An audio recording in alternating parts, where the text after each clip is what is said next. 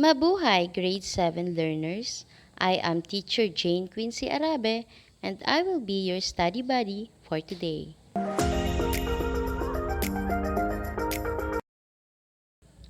Have you ever experienced to read a book or watch a movie that did not affect you much? What makes a book or movie exciting? What makes you want to keep reading to find out what happens or stay until the end of the movie? Yes, most stories have characters, a setting, and a plot. But there is one thing in particular every story must have in order to create interest in the audience.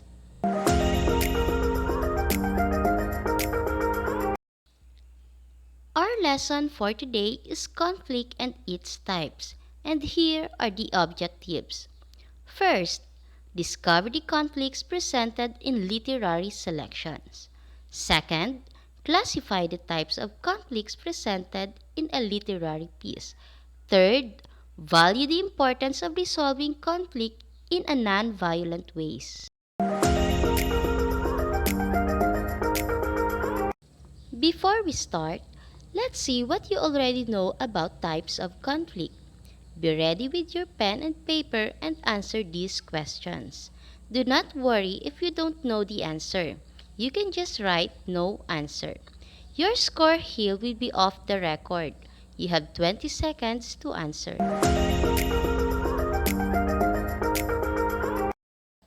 Are you now ready? Let's start!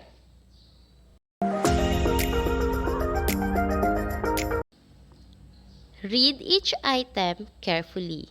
Write the letter of the correct answer in your answer sheet.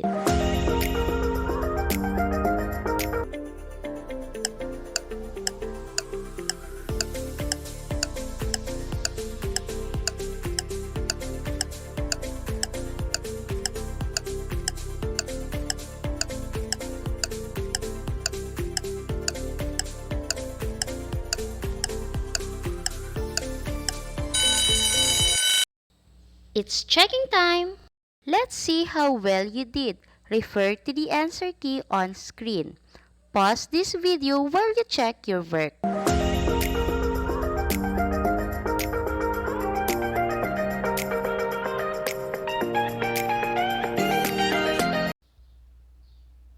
How did you do it?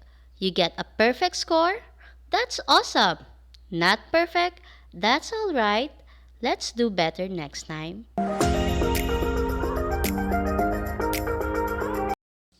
In this lesson, you will learn how a conflict drives a story. Every story has a conflict. Most stories focus on one particular conflict, but it's also possible that a story can contain more than one.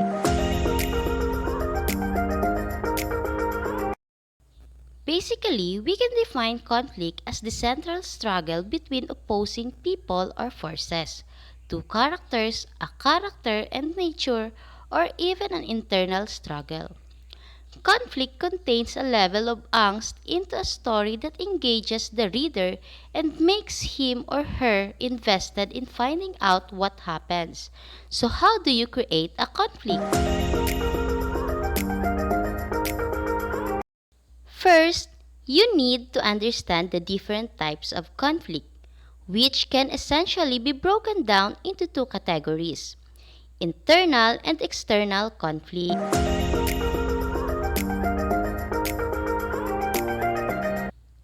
Internal conflict takes place inside the character.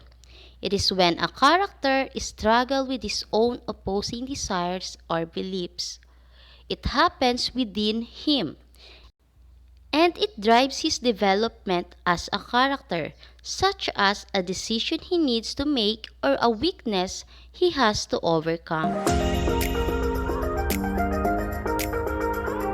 There is one type of internal conflict, and that is man versus self. This type of conflict occurs when a character struggles with himself or herself. He or she may lack confidence or ability to make a difficult choice or to address a personal problem. You can also see this conflict evident when a character is facing mental illness or is unable to forgive himself or herself over past actions. The key here is that the battle occurs within the character, though it may involve and affect other characters in the story. For example, a mother goes through hard times after losing her son due to bomb explosion.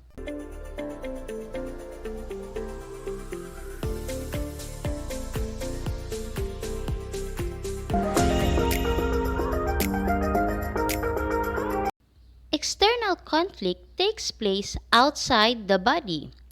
It's between the character and an outside force.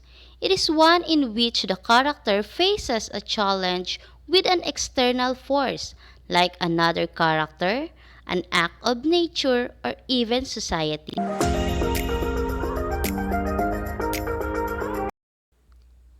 There are different types of external conflict. 1. Man versus man. This conflict will most often play out between a protagonist, main character, and his or her antagonist, the opposing character or force, although it can also be represented by a group of people. It does not have to be a physical confrontation, it can be a battle between two ideas.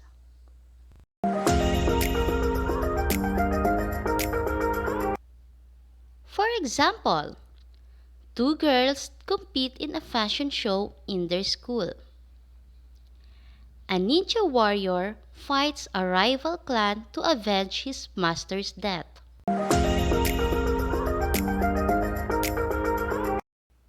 2. Man versus nature.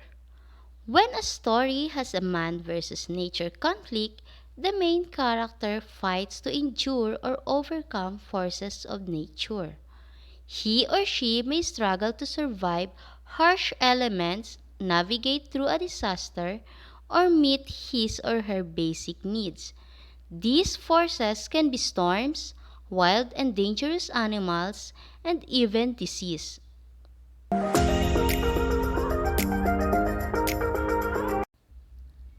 For example, a group of colonists struggle to survive the winter in a strange land.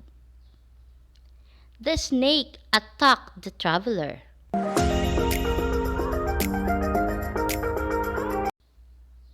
3. Man versus society. With this type of conflict, the main character challenges a law, tradition, or forces that represent an institution. Specific issues such as racism, religious beliefs, and cultural traditions. Here, the character stands up to support his. For example, a group of students protest in front of a university known for its unfair and racially motivated admission practices. 4. Man versus technology. When a character is confronted with the consequences of the machines and artificial intelligence created by man, you have the man versus technology conflict. These can be computers, cars, or anything that is man-made. This is a common element used in science fiction writing. For example, a group of strangers gets stuck in an elevator. A teenage boy is pursued by robots from space that transform into cars.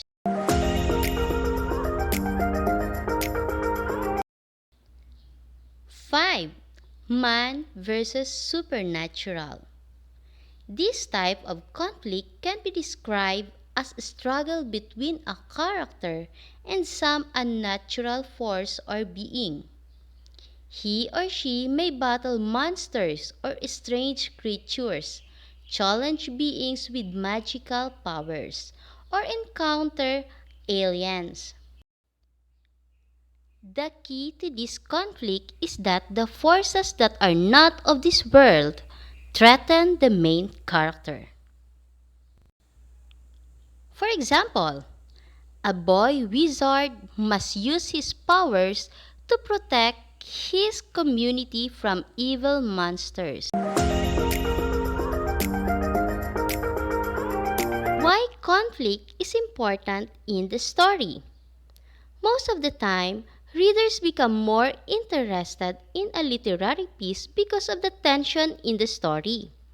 Readers are simply hooked in order to discover which of the characters or forces will eventually prevail. Conflict is a necessary element for all stories, whether it is a novel, short story, mystery, romance, or children's story, because it makes the plot interesting and exciting. A conflict in a literary piece also reveals opposing beliefs and truths about life that readers can easily relate to. How are conflicts resolved in the story? Conflicts are part of everyday life, and they cannot be avoided. However, whether a conflict escalates, ends negatively, or is resolved and ends peacefully in a literary selection is entirely based on the choices of the characters. The choices made by a character in a story reveals his or her feelings, values, and attitudes. Most often than not, his or her response to a conflict determines how a situation ends. Remember that handling and resolving conflict in a non-violent way is important. Using non-violent communication, listening, managing anger, negotiating, meditating, forgiving, and doing reconciliation are some non-violent techniques in conflict resolution. Now that you know all the types of conflict, are you ready for a challenge? We will see if you can do this task. Be ready with your pen and paper. Feel free to play or go back to where a task was explained in case you do not know what to do. Are you ready? Let's start! Decide what type of conflict is being illustrated in the following pictures.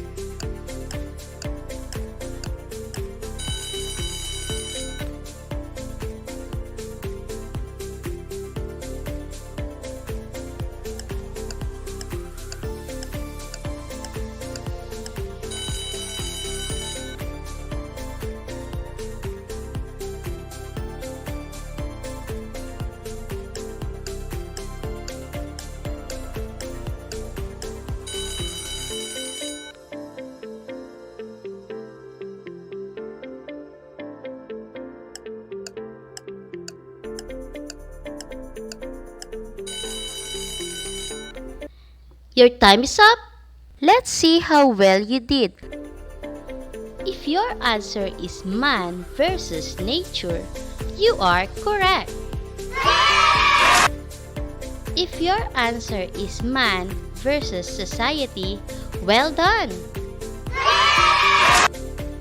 If your answer is man versus man, you are correct.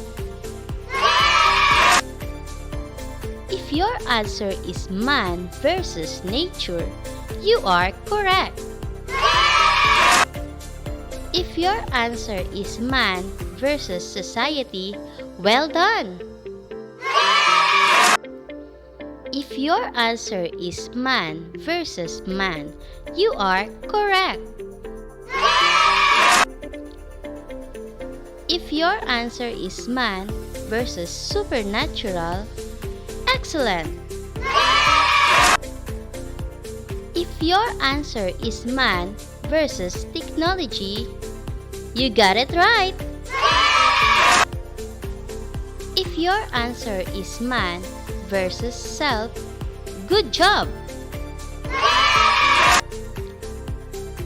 If your answer is man versus supernatural, excellent. Now that you have mastered pictures, let's try some text.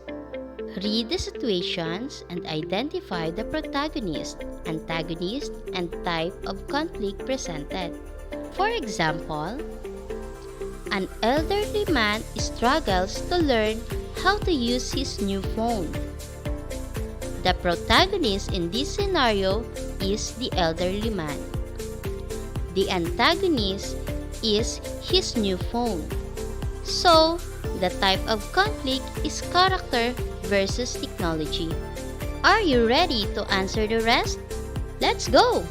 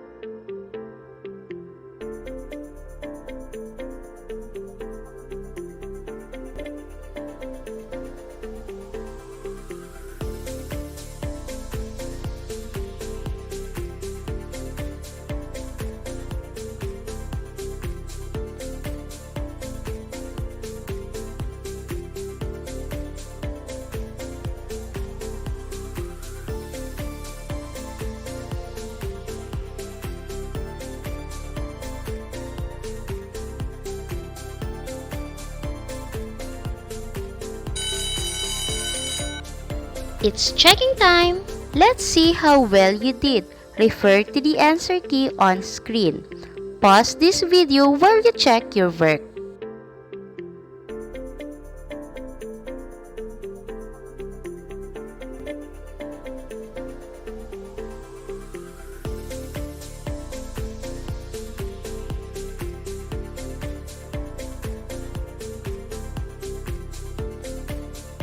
How did you do it? Remember, if you get a score of 20 to 30 in this task, it means you have performed well. Congratulations! So what is the bottom line of our lesson? Keep in mind these important things about conflict. Conflict is necessary to every story. In short stories, there is usually one major conflict.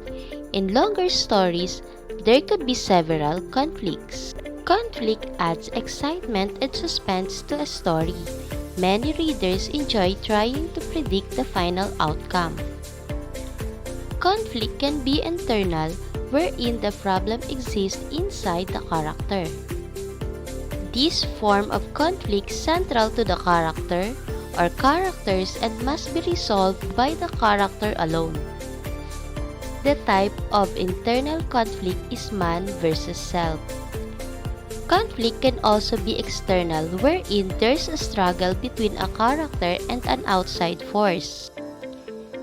The outside force may be another character, some unnatural force, community, or an act of nature.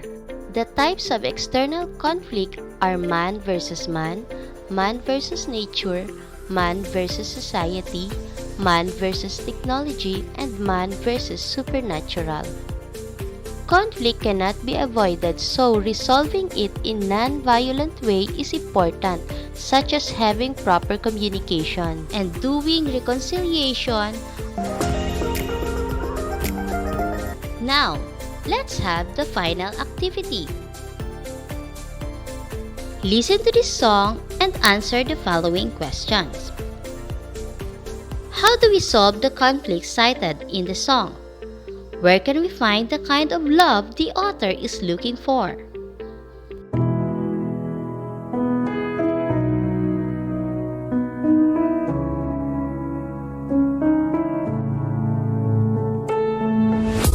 People killing, people dying, children hurting, hear them crying. Can you practice what you preach? Would you turn the other cheek? Father, Father, Father, help us. There's some guidance from above. People got me questioning. Where is the love? What's wrong with the world, mama? People living like they ain't got no mamas. Think the whole world's addicted to the drama, only attracted to things that'll bring you trauma.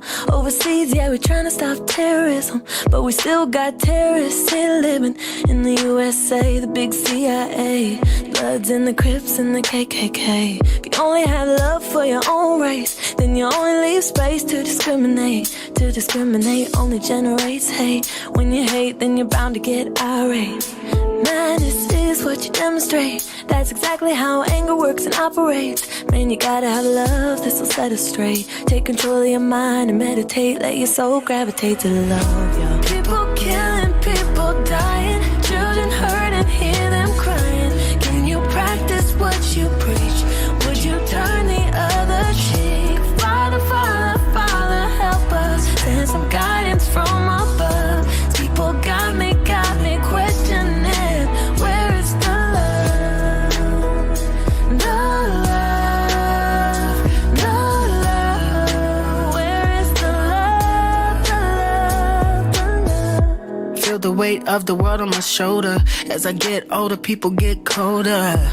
Most of us only care about the money making. Selfishness got us following the wrong direction. Wrong information always shown by the media. Negative images is the main criteria. Infecting the young minds faster than bacteria. Kids wanna act like what they see in the cinema. Yo, whatever happened to the values of humanity? Whatever happened to the fairness and equality? Instead of spreading love, we're spreading animosity. Lack of understanding lead away from unity. And that's the reason why sometimes I'm feeling under. That's the reason why sometimes I'm feeling down. There's no wonder why sometimes I'm feeling under. Gotta keep my faith until the love is found. People killing, people dying, children hurting, hear them crying. Can you practice what you preach? Would you turn the other cheek? Father, Father, Father, help us. Send some guidance from above. People got me questioning. Where is the love?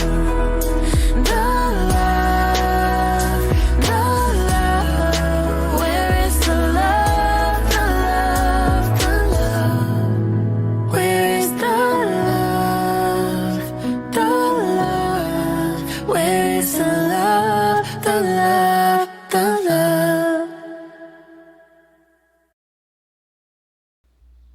Fill out the table by answering the questions.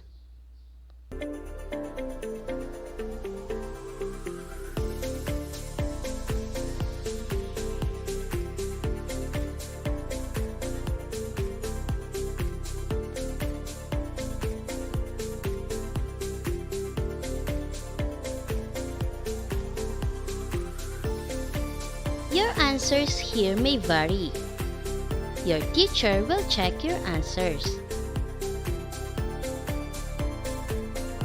If you are done, submit your answers in the link below. Well done! You just have completed the task today. Congratulations! Thank you for staying until the end of this lesson. See you in the next lesson.